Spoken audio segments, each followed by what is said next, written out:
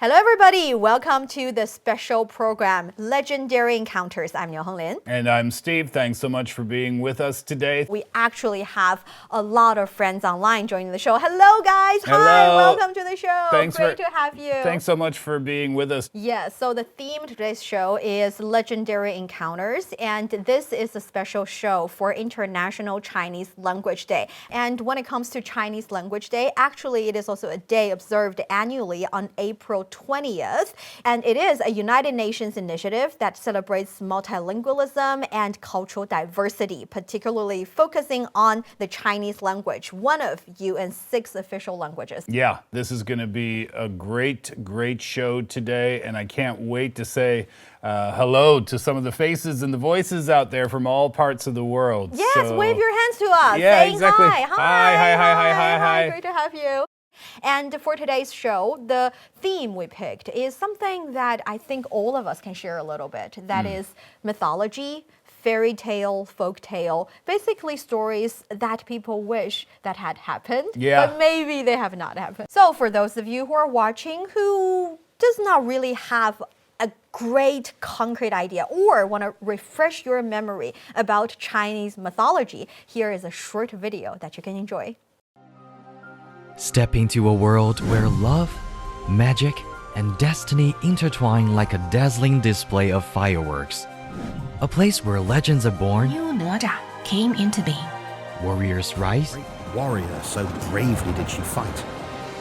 hearts are tested, Also decided to take the box of gold. mysteries unfold, Emitted a long roar. and friendships endure. You've made me so happy.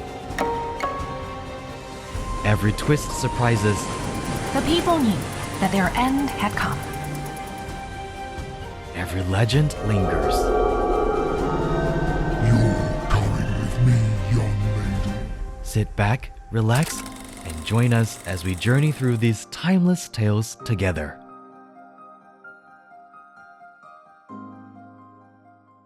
So when we were kids, like you said, these kind of stories are where imagination took us. It would be the kind of superhero that touches us a lot.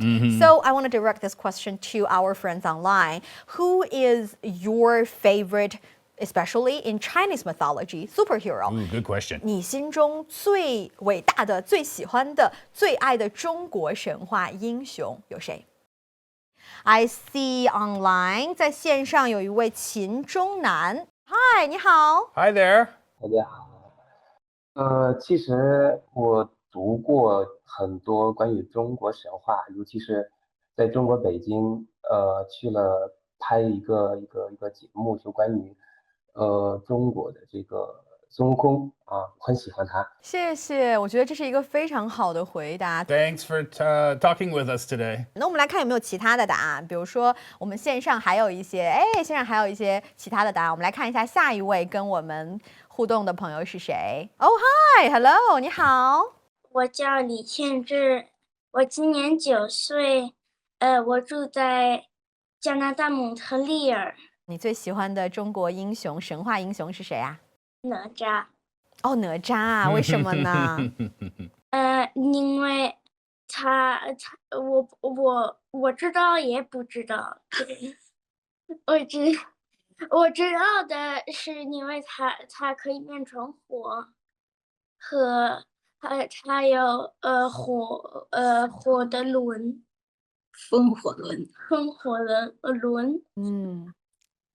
对，风火轮。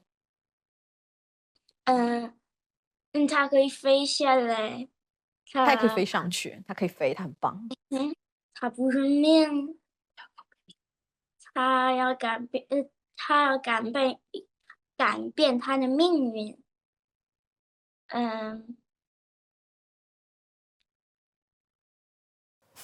谢谢你的答案，谢谢你参加，非常感谢，谢谢。Thank you. Thank you. Okay, so any one of you want to share? 还有哪位想要分享一下自己最喜欢的中国英雄吗？哦，Hi, Hello， 你们好。我是来自泰国的学生，叫周静海。哦，你好。我最喜欢的，你好。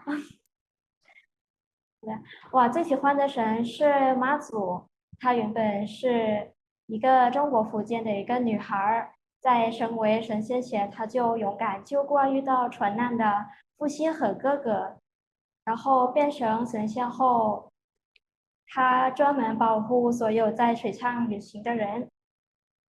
有趣的是，泰国的麦亚南和妈祖很像，因为他们的名字翻译成中文都叫妈祖。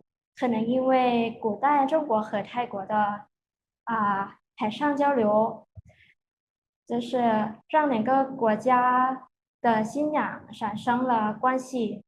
现在泰国人坐汽车或飞机时，也向妈祖寻求保护。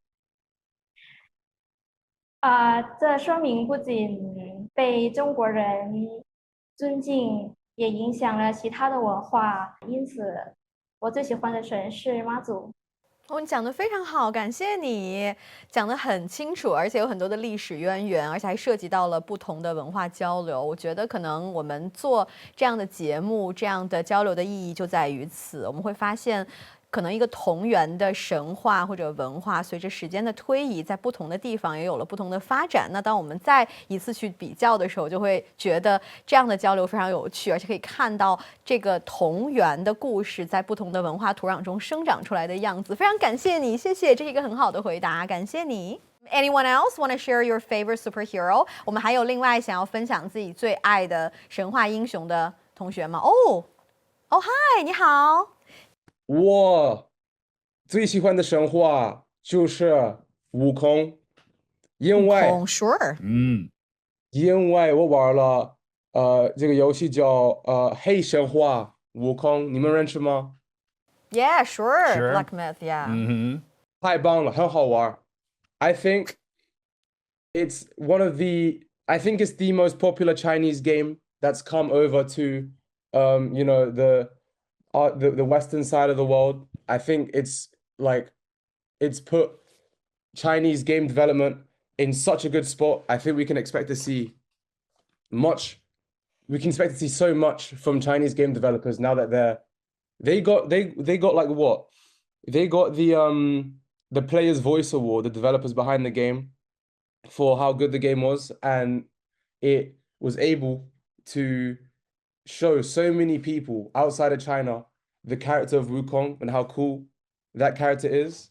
And also, I think I see a lot of similarities between me and Wukong. I think we both like to get up to a lot of mischief. So yeah, 我最喜欢 Wukong，最喜欢。我也很喜欢这个回答，因为其实，很多中国神话随着时间的推移，它会衍生出很多不同的版本，然后它也会一直在这个流行文化当中扮演很重要的角色。包括黑神话之所以能这么火爆，除了游戏设计的很好，故事也很好玩，除此之外，其实很重要的也跟它的文化的根源很相关。特别是对于中文爱好者来讲，其实悟空的确是一个文化大 IP， 所以我非常理解你对他的喜欢，我也很喜欢他。谢谢你，谢谢你。Thank you. Thank you. Likes to get in a bit of mischief, I Yeah. guess. Huh? That's what makes the character so relatable.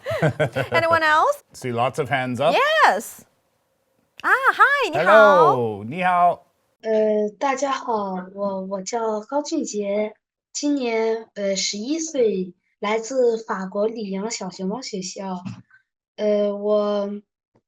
我是那个我最喜欢的神话故事是是神农。神农啊，为什么？因为我觉得神农尝百草，因为他为了人们而牺牲，可是就是他不仅教人们怎么种五谷，还教了人们还为人们尝了很多草。你讲得很好，谢谢。小熊猫学校是吗？对。谢谢你，谢谢。嗨，你好。Hello. 我是爱尔兰的科克大学的一个学生。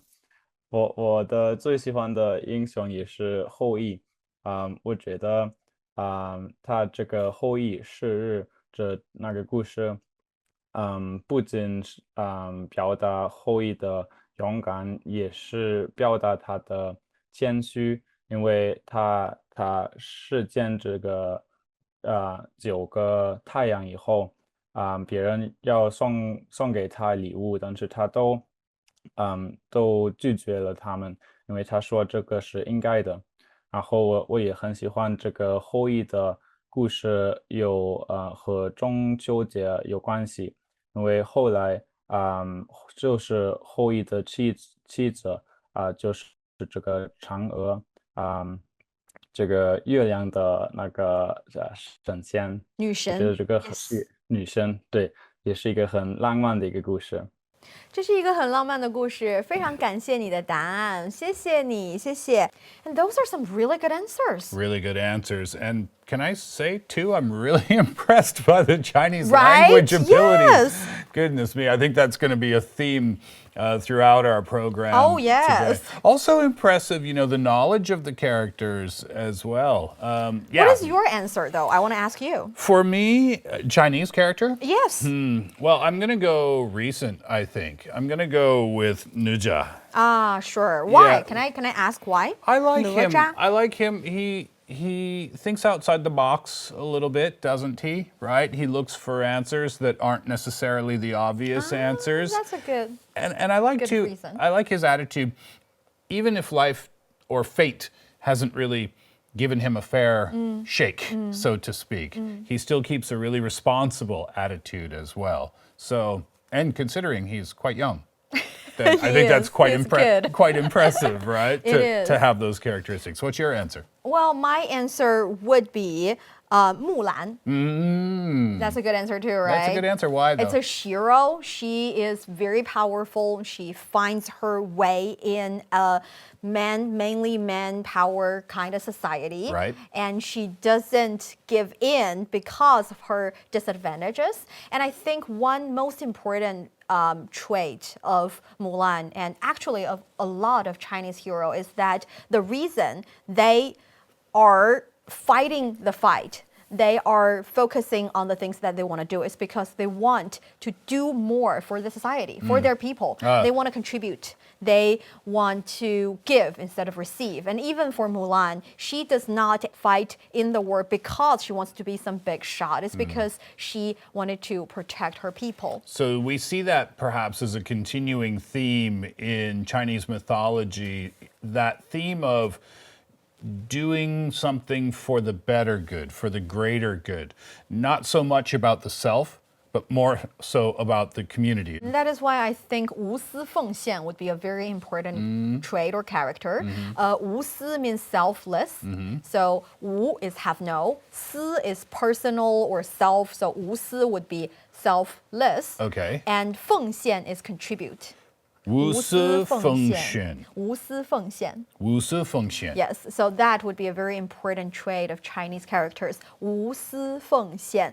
So for you to be a hero in the hearts of Chinese people, you have to not doing things for yourself. You have to do things for others. Yeah, right. Yes, but I think that is a kind of character that all superheroes would share. Yeah, I think you find that in Western superheroes As too, well. right? If you think of the biggest superheroes, Spider-Man, Superman, Batman, they all share those characteristics of doing their best for the community. Peter Parker, Spider-Man, of course, does the best for the citizens of New York City.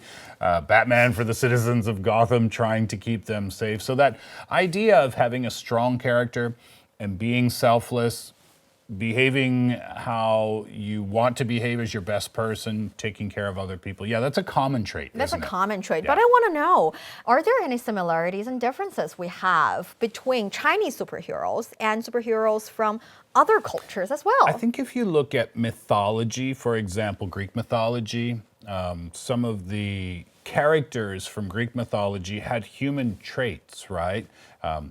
Almost flawed in a human kind of way. Zeus, for example, would be an easy example.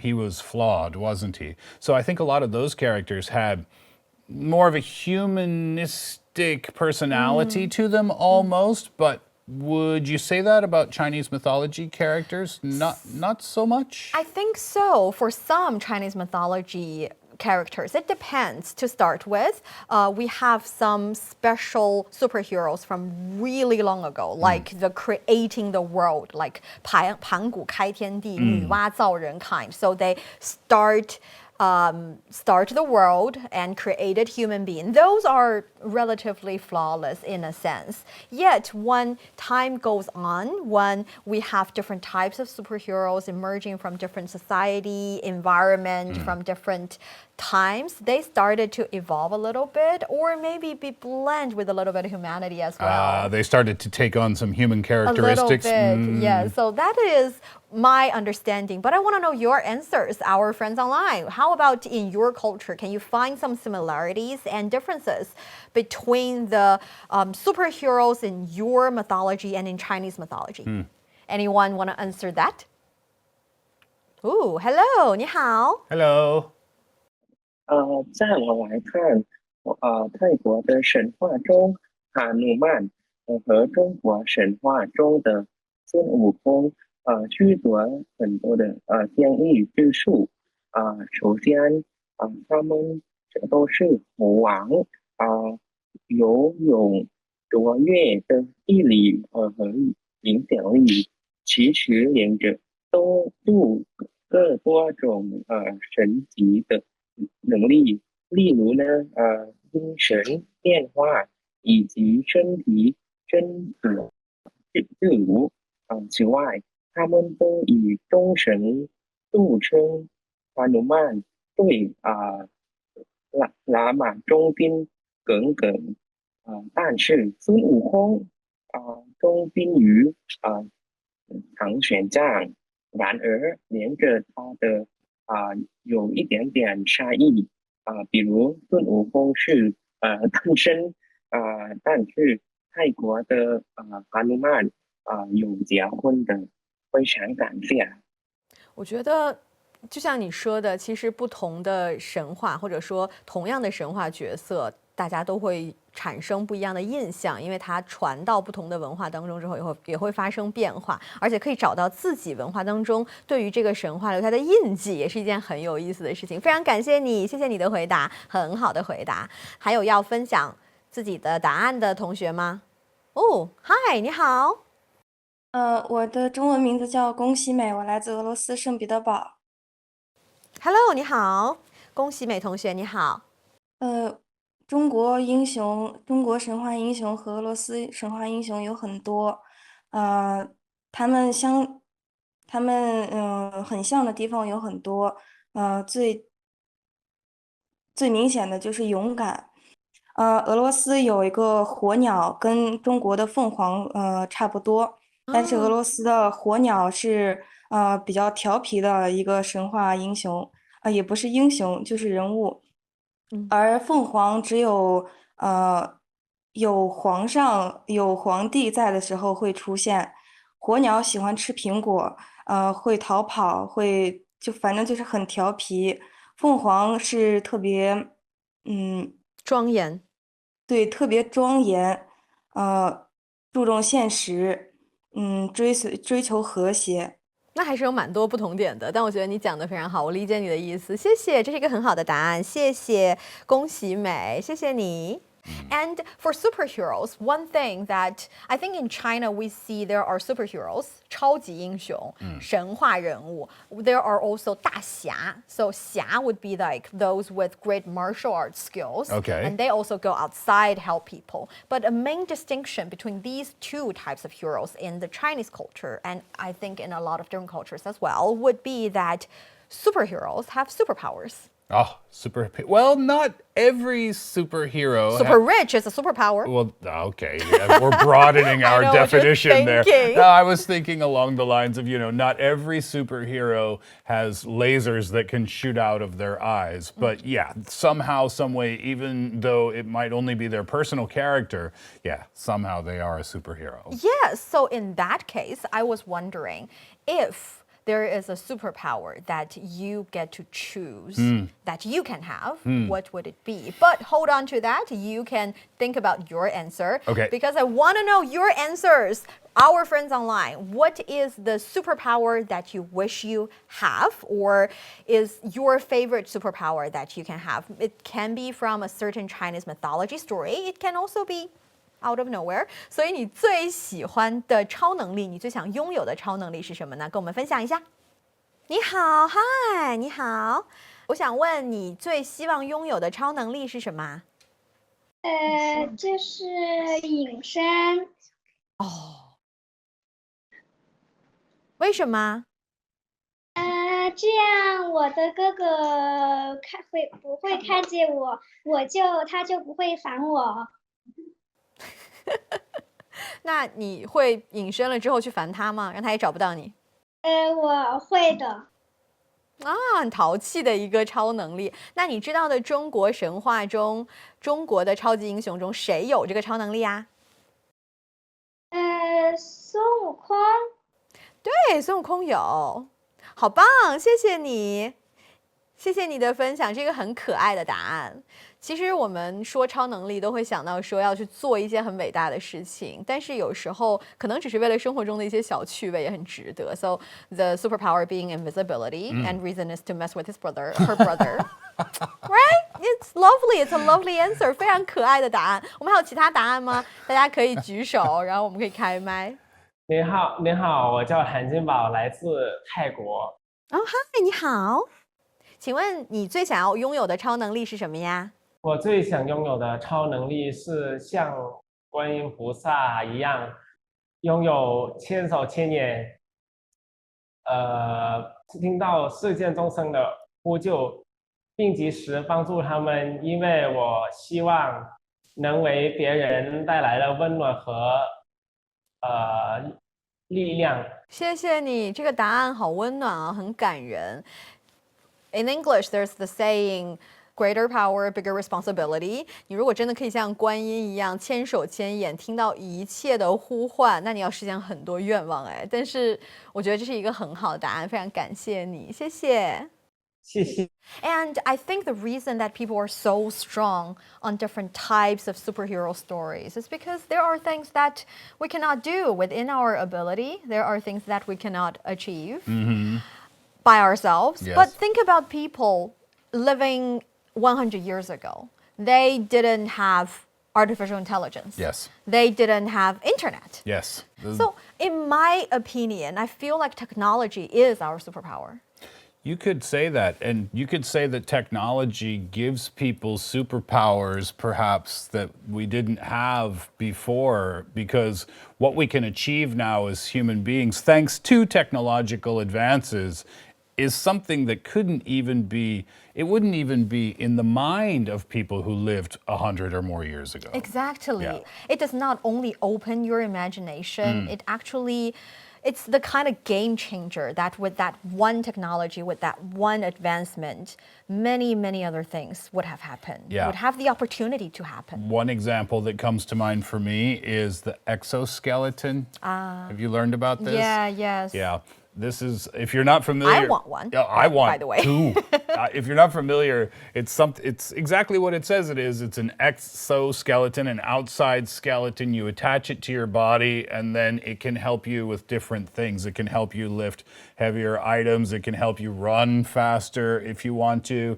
I saw at the beginning of the year that hikers here in China were using it to help them ascend the mountain, which is really cool.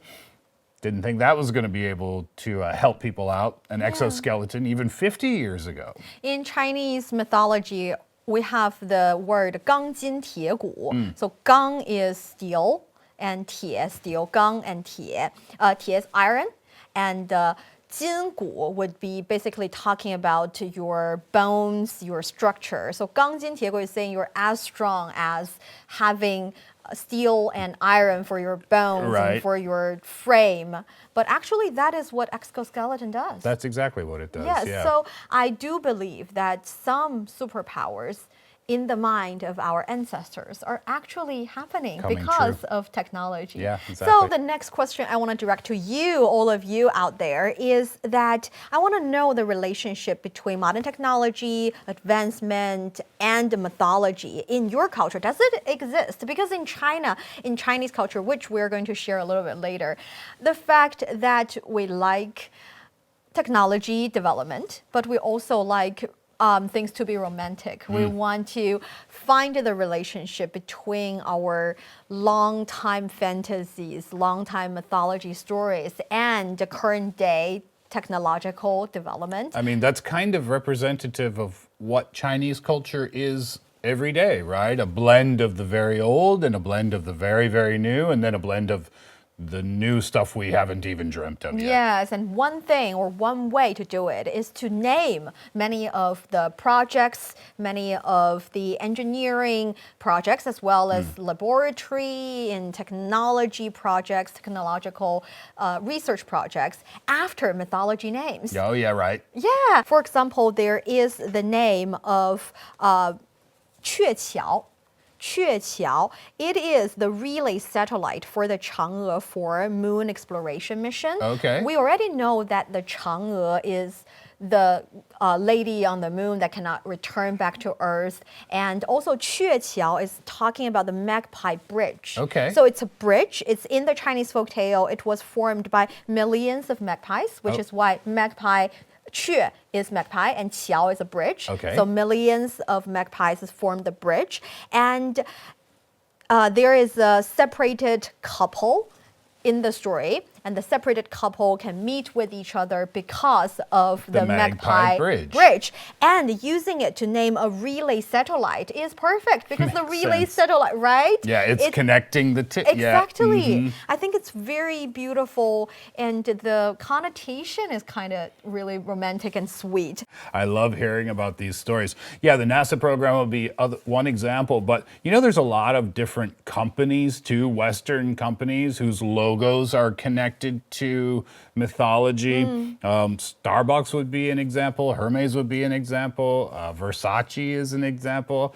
Not to list off too many brand names, but just trying to show you that, yeah, there's tons of influence even in modern day companies. Yes, here in China we have that too. We have a lot of company names and projects of these companies named after Chinese heroes, Chinese mythologies, and there are some really romantic ones. Yeah. And I think some of their goals are still not fully realized yet. So we use those names as a good hope. Good luck. Good luck as well. So that is one side of the influence of Chinese folktale, Chinese mythology as a part of a very important part of Chinese culture. And besides having the influence on the side of technological advancement, actually in everyday life, we see them the way they are, or at least see them the way that they have evolved with time. And we see them in the places that they're made. Yeah, which is a really cool thing. And it just goes to show the longer our history becomes, it doesn't mean that we forget about the stories from the past. They still connect to us even in this modern day. Yes, and people, hardcore fan of these stories, of especially the adaptation of the stories in modern form. I'm talking about the Ne Zha movie. Yes. I'm talking about the Black Myth Wukong video games.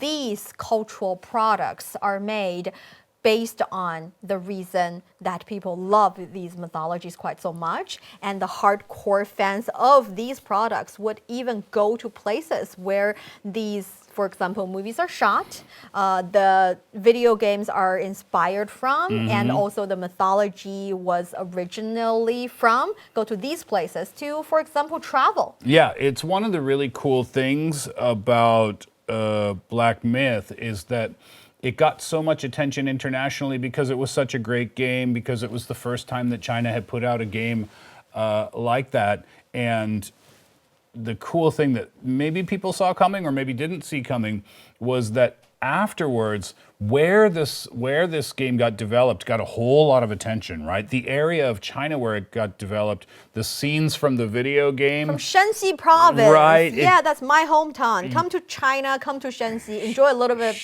black myth. She wouldn't stop talking about that for a long time.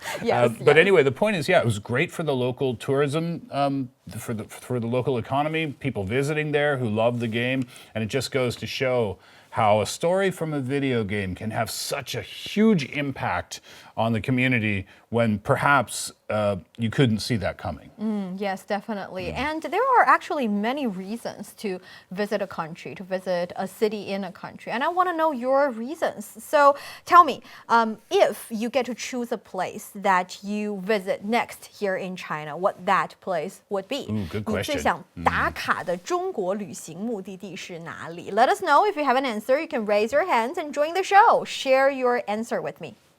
我最喜欢那些有很多山的风景很漂亮的地方，所以我觉得如果我再有机会可以去中国，我要去可能云南、青海这些地方。云南、青海，哦，很好，这也都是我很想去的地方。谢谢你，谢谢你的回答。我们来看有没有其他的答案。我们之前在法国那位男孩在热情的挥手，我们给他一个机会，让他讲一下。俊杰你好，看到了你热情的挥手，讲一下你最想去哪里？我最想去四川。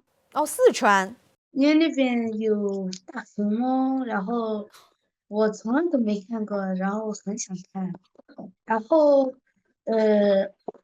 那边也有很多好吃的，所以我特别想去那边玩儿。非常感谢你，谢谢你的答案。那我们线上有其他朋友也有类似的答案，告诉我们你最想要打卡的中国旅行地在哪里？哦，线上有好多朋友举手，谢谢你们。我们来看一下 ，Hello， 你好。我最想去的地方就是去中国的广西，有那个桂林。因为那边就是那些山呢，那个水都非常的美，风景也特别好。然后有这么的一个说法，就是桂林山水甲天下，所以我就是特去那边看一下这个风景。首先，你知道桂林山水甲天下真的很棒，说明你学中文已经学到了一定的水准。另外，我也非常理解你对于自然风光的喜爱，自然风光会让我们的心灵得到净化，是在我们非常忙碌的生活当中很好的一个放松和调节的方式。桂林，广西桂林，谢谢你的答案，谢谢。我最想打卡的中国旅行地是重庆。重庆是一座非常特别的城市，它位于长江和嘉陵江的交汇处。它过3/4的地方都是山地，所以中国人又称重庆为山城。这座城市的历史也很悠久。首先我想去洪崖洞，这里有层层叠叠的吊脚楼式的建筑，仿佛一座迷宫，体验空中步行街的乐趣。此外，重庆的轻轨系统非常特别，有些线路甚至可以穿越居民楼，坐上这样的轻轨像过山车一样，肯定会让我兴奋不已。所以我想去的地方远不止这些，我想走遍这个城市的每一个角落。所以如果有机会去中国，我一定会去重庆，这座让我梦寐以求的城市。谢谢你，你的答案也讲得太好了吧！听你讲完，我都想去重庆了。怎么会这么会挑这个重庆的亮点啊？重庆的确是一座非常有魅力的城市。谢谢你的回答，希望你的答案有在其他的同学心中种草啊！种草重庆这座很好、很美丽的、很有趣的、很能够给大家留下深刻印象以及留下非同寻常的体验感的城市。而重庆还有非常好吃的火锅啊！非常想去重庆，谢谢你，谢谢。Wow, I didn't see this coming actually. I thought Beijing, Shanghai, Guangzhou would be on the list, but they're not. Yeah. That's what I was expecting too, because those are the places, those are the big name places, if you will. that people internationally tend to know about, right? Yes. But there's so many other great places in China, so many other really modern, huge cities, high-tech cities in China that maybe don't get as much attention on the international stage, but they definitely get the attention with our audience today. Oh yes, That's we have cool. Sichuan province. Yunnan. We have Yunnan. We have Guangxi, Guilin, and all of the amazing sites, natural resources, delicious food. We say 美景、美食 and 美丽的人, beautiful people for sure. Those would be good answers. There's a lot of history here in China, and when you travel around, you get a chance to discover all of it. Yes, and like Steve has already said, it's always a blend of modern time and also history of the past and present, because it is precisely because of what we did in the past that created who we are here today for the present. And that actually brings us to the end of today's show. And for those of you who are online joining today's show, thank you again. Thank you. Thank you so much. Awesome, guys. Thank you so much for taking the time to join us and be a part of this show today. We know that, time differences were a little bit tough and that made it a challenge, but it seemed like everybody was really excited. It seemed like everybody had a great time. I know I had a great time. I'm pretty sure you did as well. And hopefully we got to learn a lot of things today too. Yes, and thank you guys so much again. And for those of you who are joining us here online watching the program, if there's anything you want to say, especially the questions we asked our friends joining us online, you can also answer these questions. Who's your favorite Chinese superhero? Which is the superpower you want to have? You can leave your answers in the comment area, or you can send us email to crlearnchinese@gmail.com. And as always, follow Chinese Folktales, follow Takeaway Chinese podcast. In these programs, you get to enjoy a lot of Chinese culture, Chinese language, and Chinese fun. Follow all of it. Learn all of it. Hang out with us as much as you can. Yes, and a lot of thumbs up. And thank you so much for joining us today. We'll see you next time. Bye-bye. Thank you. Bye-bye.